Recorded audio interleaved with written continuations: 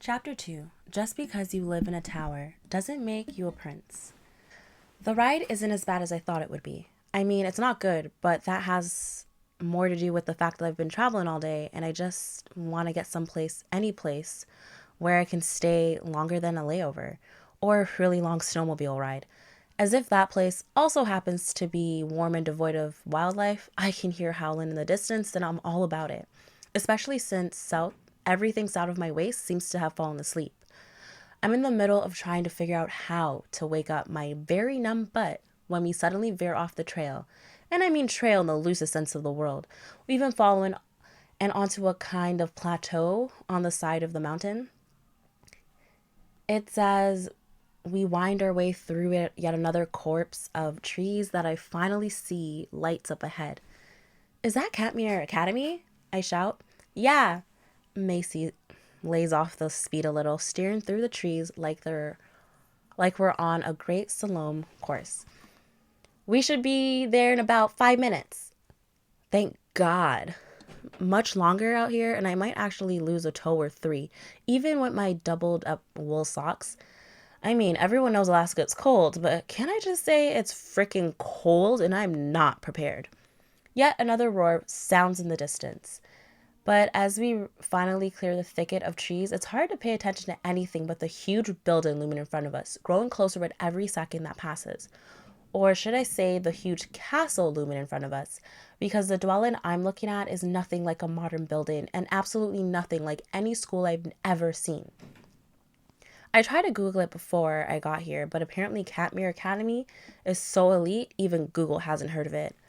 First of all, it's big, like really big and sprawling. From here, it looks like the brick wall is front of the castle stretches halfway around the mountain. Second, it's elegant, like really, really elegant. With architecture I've only heard described in my art classes before.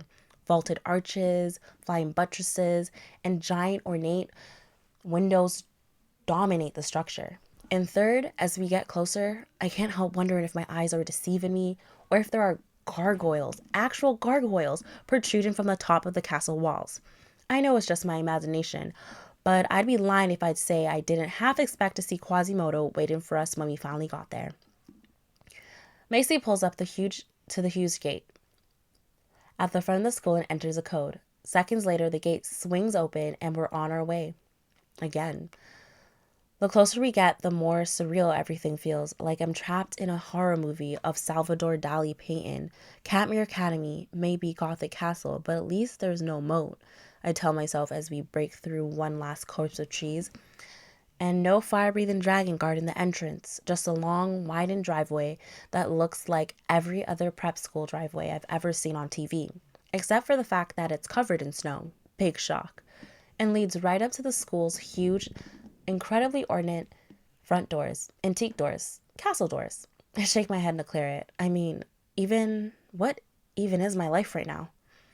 Told you it wouldn't be bad, Macy says as she pulls up to the front in a spray of snow. We didn't even see a caribou, let alone a wolf. She's right. I just nod and pretend I'm not completely overwhelmed. Pretend like my stomach isn't tied into knots and my whole world hasn't turned upside down for the second time in a month. Pretend like I'm okay. Let's bring your suitcases up to your room and get you unpacked.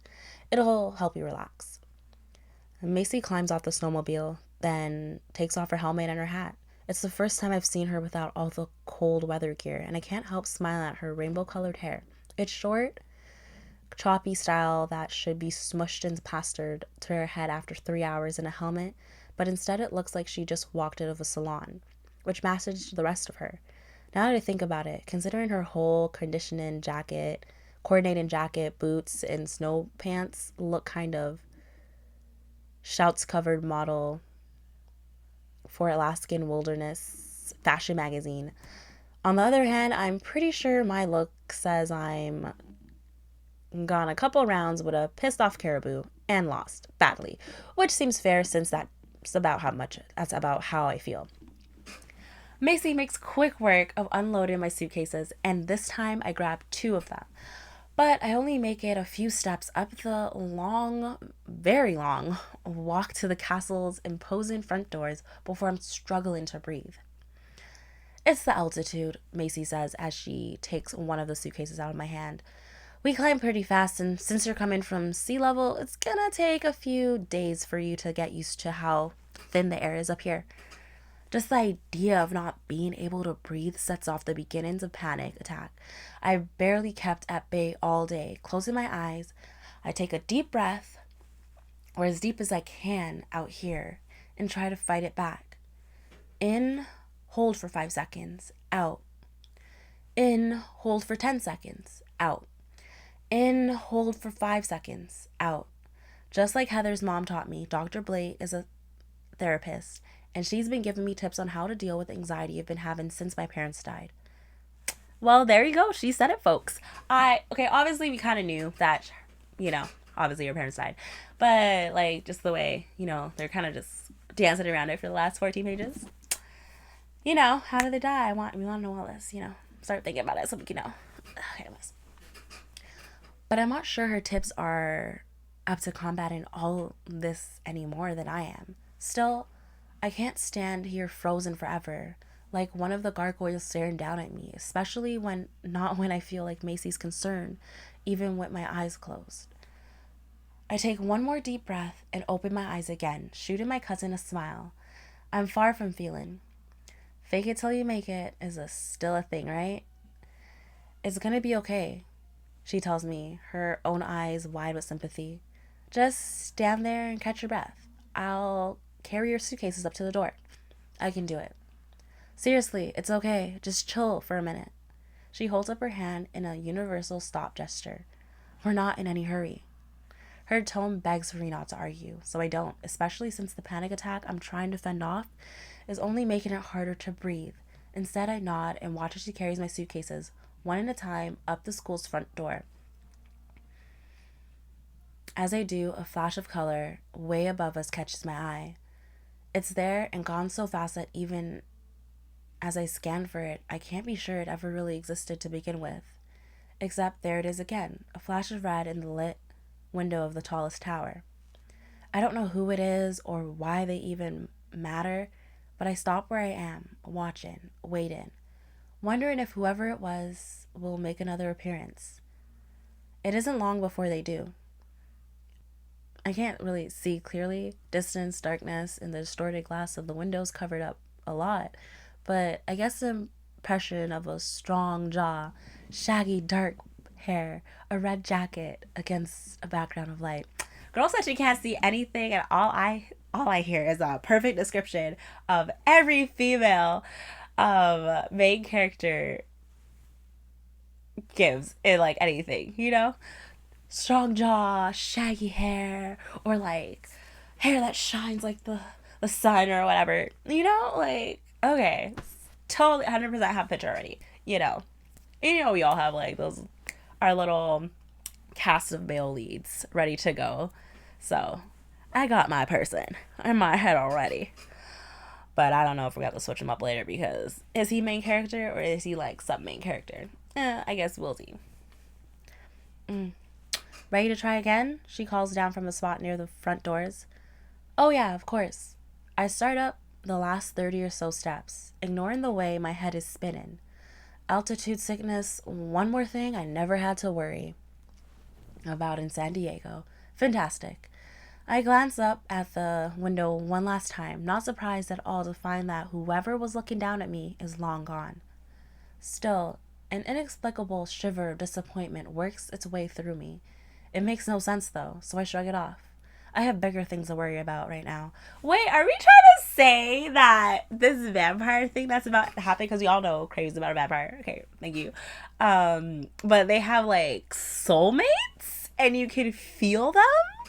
Are we trying to put Twilight with the vampires and the wolves kind of together? If Edward and Jacob were one? Is that what's happening right now? Okay, interesting. We're gonna see if that theory pans out, guys. Alright, guess we're back to this. This place is unbelievable, I tell my cousin as she pushes open one of the doors and we walk inside. And holy crap, I thought the whole castle thing with its pointed arches and elaborate stonework was imposing from the outside. Now that I've seen the inside, ooh, now I've seen the inside. I'm pretty sure I should be curtsying right about now. Or at least bowing or scraping. I mean, wow. Just wow. I don't know where to look first. At the high ceiling with elaborate black crystal chandelier, or the roaring fireplace that dominates the whole right wall of the foyer. In the end, I go to the fireplace because heat. And because it's freaking gorgeous, the mantle around it, an intricate pattern of stone and stained glass that reflects the light of the flames through the whole room. Pretty cool, huh? Macy says with a grin as she comes up behind me. Totally cool, I agree. This place is magic, I know. She wiggles her brows at me. Want to see some more? I really do. I'm still far from sold on the Alaskan boarding school thing, but that doesn't mean I don't want to check out the castle.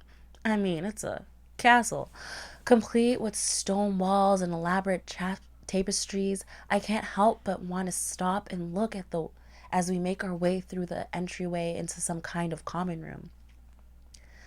The only problem is that the deeper we move into the school, the more students we come across.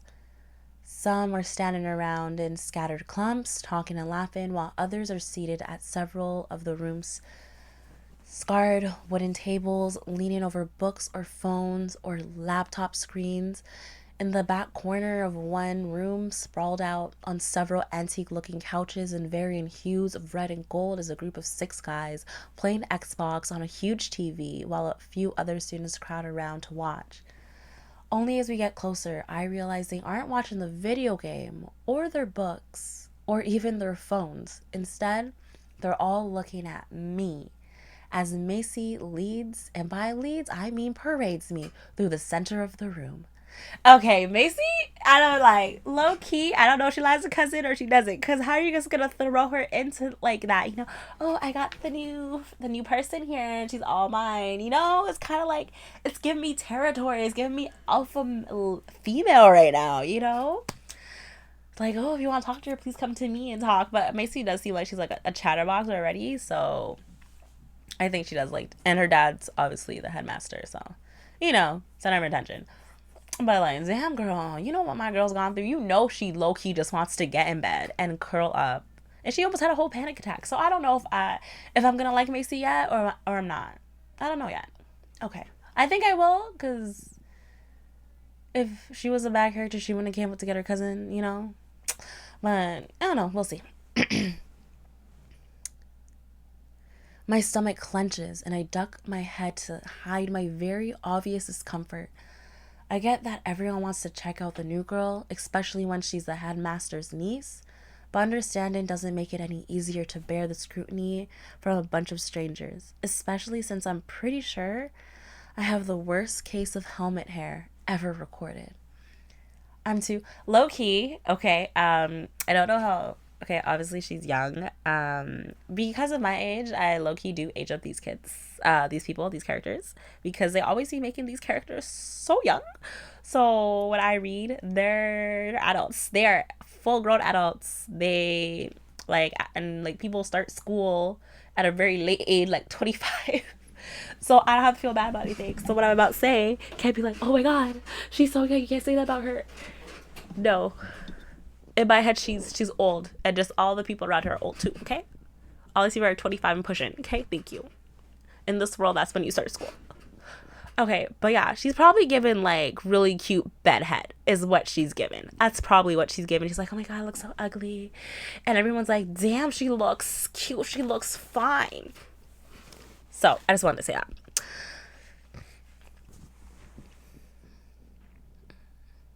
I'm too busy avoiding eye contact and regulating my breathing as we talk as we make our way through the room. But as we exit into a long, winding hallway, I finally tell Macy, I can't believe you go to school here. We both go to school here, she reminds me with a quick grin. Yeah, but I just got here and I've never felt more out of place in my life. But She repeats, eyebrows arched. It's a lot. I eye the gorgeous stained glass windows that run along the exterior wall and the elaborate carved molding that decorates the arched ceiling. It is. She slows down until I catch up. But it's home. Your home. I whisper, doing my best not to think of the house I left behind, where my mother's front porch and wind chimes and whirligigs were the most wild and crazy thing about it. Our home, she answers as she pulls out her phone and sends a quick text. You'll see. Speaking of which, my dad wants me to give you a choice about what kind of room situation you want. Room situation? I repeat, glancing around the castle like images of ghosts in animated suits of armor slide through my head.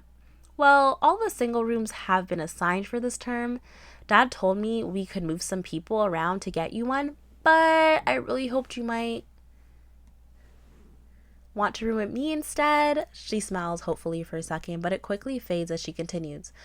I mean, I totally get that you might need some space to yourself right away. And there's that fade out again. It gets to me, just like it does every time. Usually I ignore it, but this time I can't help myself from asking. After what? Just this once. I want someone else to say it. Maybe then it will feel more real and less like a nightmare. Except as Macy gasps and turns the color of snow outside, I realize it's not going to be her. And that's unfair of me to expect it to be. I'm sorry, she whispers, and now it's almost like she's going to cry. Which, no, just no, we're not going to go there. Not when the only thing currently holding me together is a snarky attitude and my ability to compartmentalize.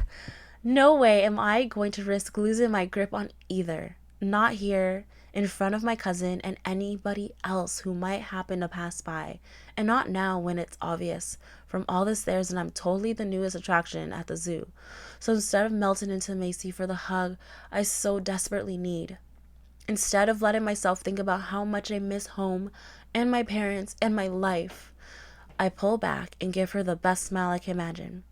Why don't you show me to our room? The concern in her eyes doesn't diminish, but the sunshine definitely makes another appearance. Our room? Really? I sigh deep inside and kiss my dream of a little peaceful solitude goodbye. It's not as hard as it should be. But then I've lost a lot more in the last month than my own space. Really, rooming with you sounds perfect. I've already upset her once, which is so not my style. Neither is getting someone kicked out of their room. Besides, being rude and smacking of nepotism, it almost seems like a surefire way to piss people off. Anything that is definitely not on my to-do list right now. Awesome! Macy grins and throws her arms around me for a fast but powerful hug. Then she glances at her phone and rolls her eyes. Dad still hasn't answered my text. He's the worst about checking his phone. Why don't you hang out here and I'll go get him? I know he wanted to see you as soon as we arrived. I can come with you. Please just sit, Grace. Yeah, okay, so I like that there she kind of wanted to give her, she wanted to give pain to someone else for a bit because of all that she's feeling, but she's like, I'm not going to do that. That was, I like that she pulled herself back. Also, I'm just like, Macy, low-key when she was saying, telling her, oh, we can room together, does she have no friends? Because you would think, the headmaster's daughter would have a roommate if she really wanted a roommate. So maybe Macy is an outcast. Maybe that's what's happening. Because she's the headmaster's, daughter. So no one really, invites her to things that much. But then you have to get the colorful hairs. Maybe, I don't know. We're gonna see what kind of social vibe Macy's into in a bit. But she definitely should have took Grace just now. Come on, she doesn't want to sit here. And if she sits here, everyone's gonna flock on her. So that's why I'm not sure where to put Macy yet. I'm not sure. Please, just sit, Grace. She points to the ornate French provincial-style chairs that flank a small chess table in an alcove to the right of the staircase. I'm sure you're exhausted and I've got this. Honest, relax. A minute while I get Dad. Because she's right. My head is aching and my chest still feels tight. I just nod and plop down in the closest chair. I'm beyond tired and want nothing more than to lean my head back against the chair and close my eyes for a minute. But I'm afraid I'll fall asleep if I do, and no way I'm running the risk of being the girl caught drooling all over herself in the hallway on her very first day. Or ever, for that matter. Maybe to keep myself from drifting off, then out of actual interest, I pick up one of the chess pieces in front of me. It's made of intricately carved stone, and my eyes widen as I realize what I'm looking at. A perfect rendition of a vampire, right down to the black cape, frightened snarl, and bared fangs. It matches the gothic castle vibe so well that I can't help being amused. Plus, it's gorgeously crafted. Okay, so all this seems like it's happening really quick, and you see the size of these books. So I really thought this was gonna be a slow, slow fall in love with the person, slow figure it out. All these people are vampires, but it seems like it's gonna be kind of quick because you're already out here feeling hurt that the person with the chiseled jaw, and the bushy brown hair is your person. Like, you already felt sad that he moved and he wasn't looking at you anymore, right? From that tower. And now you see this chess piece that have vampires. So it's like, I just feel like it's a little bit too much. Like, it's moving too quickly, and I do like when books move fast, but I feel like now there's gonna be a lot of unnecessary information in these books because they are thick. So yeah, guess we'll see. Hopefully there's other creatures in this world. Honestly, I have no idea. So I'm really going into this book blind other than vampires. Intrigued now, I reach for a piece from the other side and nearly laugh out loud when I realize it's a dragon. Fierce, regal, with giant wings. It's absolutely beautiful. The whole set is. I put the piece down only to pick up another dragon. This one is less fierce, but with its sleepy eyes and folded wings, it looks more intricate. I look it over carefully, fascinated with the level of detail in the piece.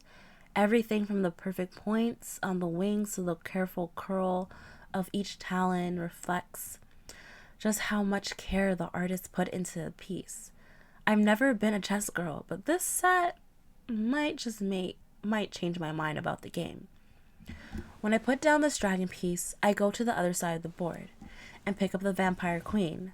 She's beautiful, with long flowing hair and an elaborately decorated cape. And of course, someone's gonna come over and chit chat with her. Is this usually the first person to talk to is your best friend or your enemy? So let's see if it's a girl. Let's see if it's a boy. I'll be careful with that one if I were you. She's got a nasty bite. The words are low and rumbly and so close that I nearly fall out of my chair. Instead, I jump up, plopping the chess piece down with a clatter, then whirl around, heart pounding, only to find myself face to face with the most intimidating guy I've ever seen. And not just because he's hot, although he's definitely that. Okay, so for these, I'm really kind of just when I'm going to do voices, I'm really just going to try to deepen my voice as best as I can to do male voices, and all going to sound the same. All going to sound the same, so you really have to keep track of what male is talking and what female is talking, because I can't do accents like that. That's just not me personally. But yeah, so now she's talking to this man, and he's quite handsome. So this man is obviously not her love interest, because you're not just gonna walk up to her and chit chat as the first male lead, And also, she hasn't really felt a connection. She only got the regular oh my god, I'm awkward, and you just snuck up on me, and now I'm oh my god, I'm so flustered. So yeah, probably just a friend of the person that she's into. We'll see if I eat my words in a bit, because it kind of seems like everything's just happening real quickly. Should be 70 pages this book.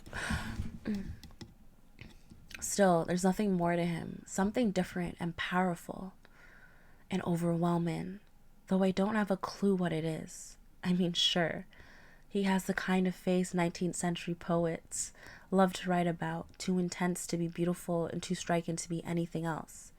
Skyscraper cheekbones, full red lips, a jaw so sharp it could cut stone, smooth alabaster skin, and his eyes, a bottomless obsidian that see everything and show nothing, surrounded by the longest, most obscene lashes I've ever seen. I just gotta tell you, I've never looked at a person and described them, like, in my head top, like this. I've never done that. And for a girl to say 19th century poet, like, what are you reading in San Diego? Because I know in San Diego, they're not throwing Shakespeare at you like that, and you guys are like, ooh. What's that little quote that Shakespeare does? To be or not to be, that is the question. Like, you guys are not doing that every day. So for her to say 19th century poets, like, come on now. Now it's quite believable again, guys. As I said, if we age them up to mid, like 25. That's a little bit more believable that you out here reading some classics. But like, what do you mean his jaw is so sharp that he could cut stone? Like, wow. Okay, that's quite interesting way to describe a jaw, let me tell you.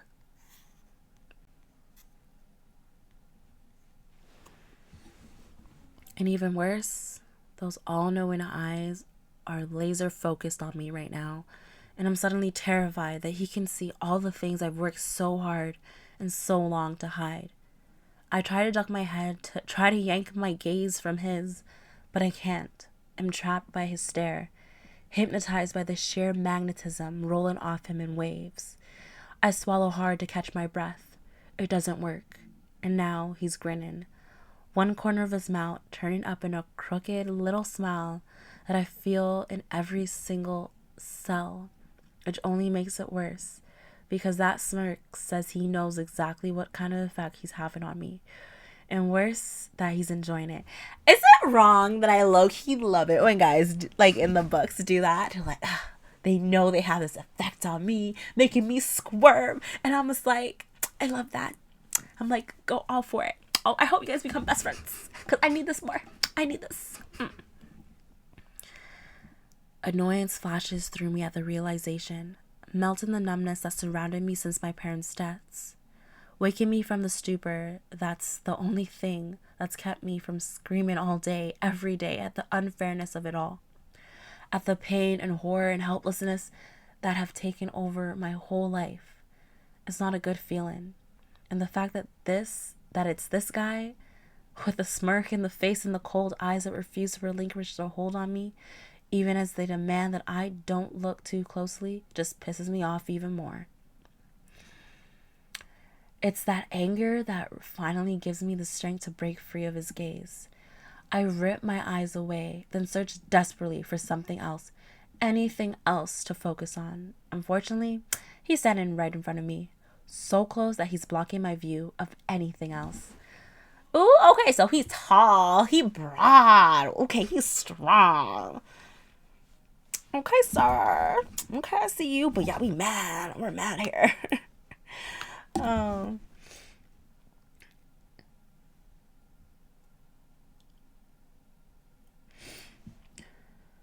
Determined to avoid his eyes, I look anywhere but, and land instead on his long, lean body. Then really wish I hadn't, because the black jeans and t-shirt he's wearing only empathize his flat stomach and hard, well-defined biceps. Not to mention the double wide shoulders that are absolutely responsible for blocking my view in the first place. Okay, see, I told you. I was like, oh, he thick. Okay, he thick and muscular. Okay, can't. Again, as I said, 25 and up. Again, really just have to stress that. Add in the thick, dark hair that's worn a little too long, so that it falls forward into his face and skims low across his insane cheekbones. And there's nothing to do but give in. Nothing to do but admit that, obnoxious smirk or not, this boy is sexy as fuck. AF. They say AF, I apologize. I was trying to abbreviate it. They just say AF in this book. A little wicked, a lot wild, and all dangerous. What little oxygen I've been able to pull into my lungs in this high altitude completely disappears. I swear to God, if this girl faints because she's so hot, I'm gonna have to stop reading this book and we're gonna have to start a new one still. High altitude completely disappears with the realization, which only makes me madder. Because seriously, when exactly did I become the heroine in some YA romance? I also love it when they do that, when they like, oh, because you are low-key a heroine in a YA romance. But yeah, you just don't know it because you're not real. The new girl swooning over the hottest, most unattainable boy in school. Gross. And so not happening. First off, you don't even know. There could be a hotter man. And I really feel like there's probably is a hotter man. And you're just like, I don't even know why I thought this man was hot in the first place. That's probably why he came up to you. Because he's like, ooh, I know if you're going to see my friend Zeke over here, you're going to think he hotter than me. So I gotta get you when I can. Determined to nip whatever this is in the bud, I force myself to look at his face again. This time, as our gazes meet and clash, I realize that it doesn't matter if I'm acting like some giant romantic cliche, because he isn't. One glance and I know that this dark boy with the close-off eyes and the fuck you attitude isn't the hero of anyone's story. Least of all, mine. Okay, girl, okay. I like that. That was a nice little last sentence for a chapter. Okay, so now we're moving on to Chapter 3. Vampire queens aren't the only ones with a nasty bite.